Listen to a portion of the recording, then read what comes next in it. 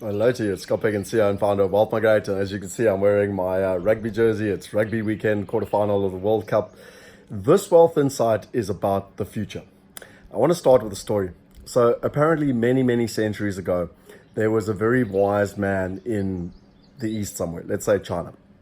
And he invented the chessboard.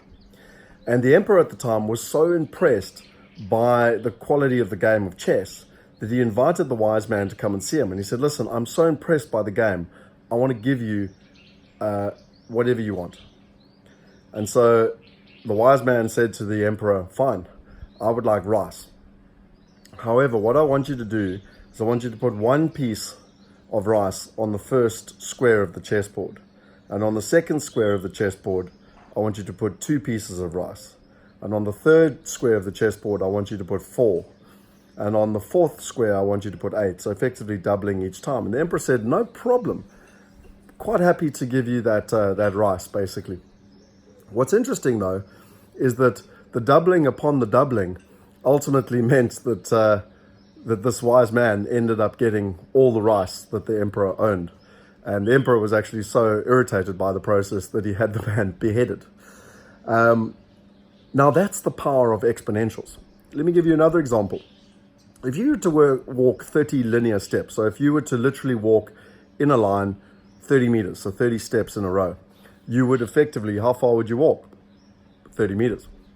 But if you were to double those steps, so you know, your first step is 1 meter, your second step is 2 meters, your third step is 4 meters, your fourth step is 8 meters, how many times would you go around, how far would you go?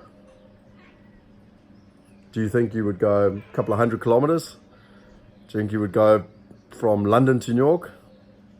Well, actually, the fact is you would go 26 times around the Earth. Again, the power of exponentials. Now, what's really interesting is that there's a book that I'm listening to at the moment called Thank You for Being Late. And there's 3 major factors which are all transcending all at the same time, intersecting at the same time. The first one is the environmental. The second one is technology. And the third one is societal change. And they're all intersecting at exactly the same time. And sorry, there's a fourth one, which is economic as well, the economic changes. And what they're talking about now is that if you take those exponentials, and if you take that there's 64 spaces on a chessboard, we're now in the second half of the chessboard. So the progress is accelerating in every one of the 4 spheres I've said. It's accelerating in terms of the environment. It's accelerating in terms of technology. It's accelerating in terms of society and societal changes. And it's also accelerating in terms of economics. And what's really interesting is that in the second half of the chessboard is when the speed dramatically increases. So you don't just go from like, this is something that's uncomfortable. This goes to complete disruption. And so my question for you is, what are you doing to be prepared for it? We are literally now 2.5 months away from the next decade. Many people are saying that the next decade is going to be one of the most pivotal decades in human history. Back in the 1400s, Gutenberg invented the printing press, and they believed that that was one of the most pivotal moments for changing human consciousness because people could now get mass adoption of knowledge. And what's happening with all these forces that I'm talking about, all intersecting, they are all colliding, and in the next decade is when we are going to see the impact of these exponential changes. Now, you can either sit back, they always say there's 3 types of people. You can sit back and watch. You can, wonder what happened, and quite frankly, you'll probably be left behind and it won't be a pretty story for you. Or you can be involved, get engaged, and rather than just survive, you can actually thrive. And it's really, really interesting for me. There's a great metaphor that, when you're driving in your car and you look in the rearview mirror, particularly if it's a newer car, it'll say objects are closer than they seem. Well, nowadays we're actually looking through the front windscreen, and objects, the future, is closer than it seems.